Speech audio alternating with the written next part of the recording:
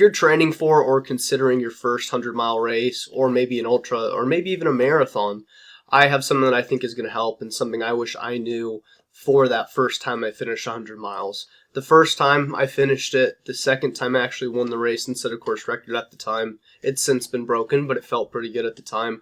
And then the third 100-mile race in 2023, I ran like 26 hours, 45 minutes, something like that. I think I took 26 out of 128 people. So still pretty good, especially considering I hadn't done a trail race like that before. So I'm definitely more used to roads than the trails, and I'm trying to improve that.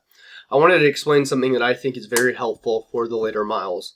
I think if you objectively look at 100, even if you've never done anything close to that and you're considering it, you know it's going to be hard. That's part of the appeal. That was part of the appeal for me.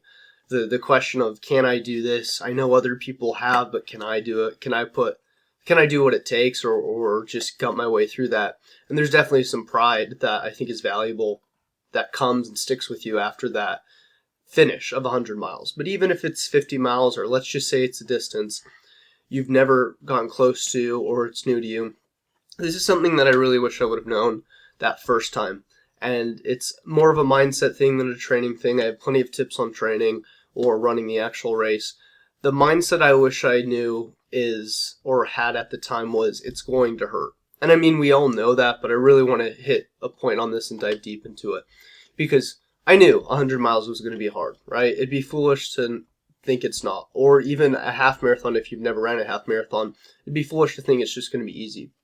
One of the mindsets I have was try and prevent the pain for as long as possible, meaning do the right things early on so you have a better chance of feeling good for longer. And there's nothing inherently wrong with that. I still think you should do the right things to prevent feeling bad later in the race. But here's what happened is, as I got to 60 miles, I hurt more than I thought I should. Doesn't mean it should have been different or I did anything wrong, but in the moment, when you can't think about it as much, the pain's distracting, you're trying to beat cutoff times, I would have this mental battle that would weigh me down and get in the way of focusing and pushing harder. I would have this mental battle of being like, oh, maybe I didn't do everything I was supposed to, because now it hurts and now it sucks. Maybe I should have ate a little bit more, or I should have trained harder before getting to this race, because then I wouldn't feel as bad as I do now.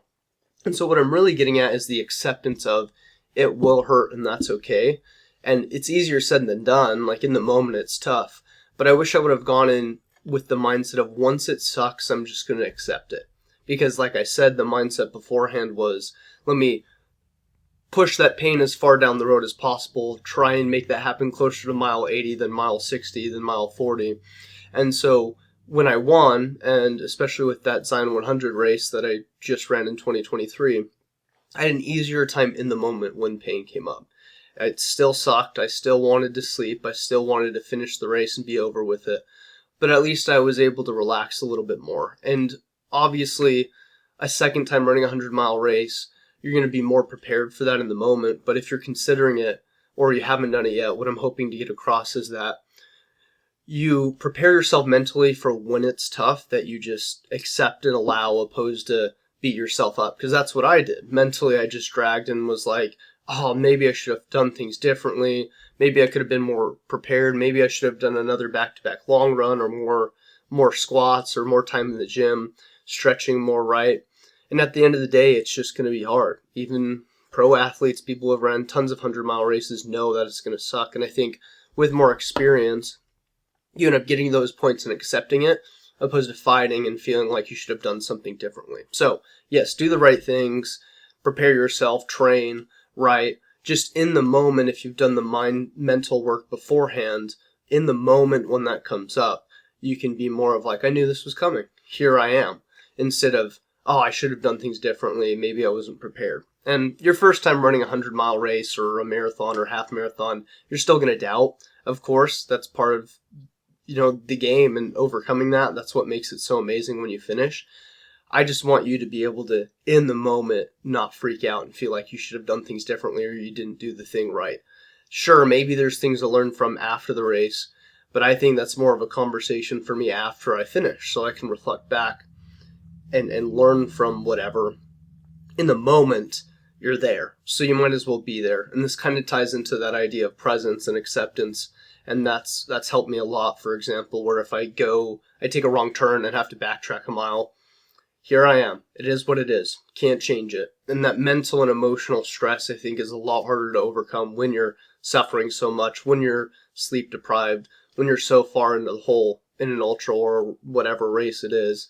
It's just can weigh on you more and be distracting, and you could be distracted with those thoughts when really you should be focused on eating or drinking or watching for other trail markers. So to summarize, prepare yourself that it's going to be hard, so when that comes up, you can just be like, I knew this was coming. It's not that big of a deal. Yeah, it sucks right now, and this will be hard for the next 40 miles, 50 miles, but I knew it was coming, and there's nothing I can do about it, so I might as well be here.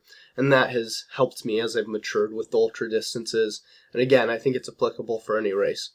It's good to know that it's going to happen and accept that beforehand, because in the moment you can say, hey, I rehearsed this. I knew this was coming. Now I'm here. Let's go back to what I decided I was going to do in this moment. And that's for me trying to be present, focus on my breathing, remind myself to drink and eat so I can keep going. And yeah, that's something I wish I would have known, because I knew it was going to suck. I just didn't do the work in my mind to say, when it sucks, this is how I'm going to react and this is how I'm going to respond. And I think that's going to help you maybe not reduce the pain per se, but mitigate your mental and emotional suffering in that exact moment. So if you like running, that's what this channel is about. I just try and explain things that I've learned or give tips and tricks and share stories. So if you like that stuff, consider subscribing. And if not, I still hope you got something out of this video, and I hope I get to see you in another video sometime soon. Peace.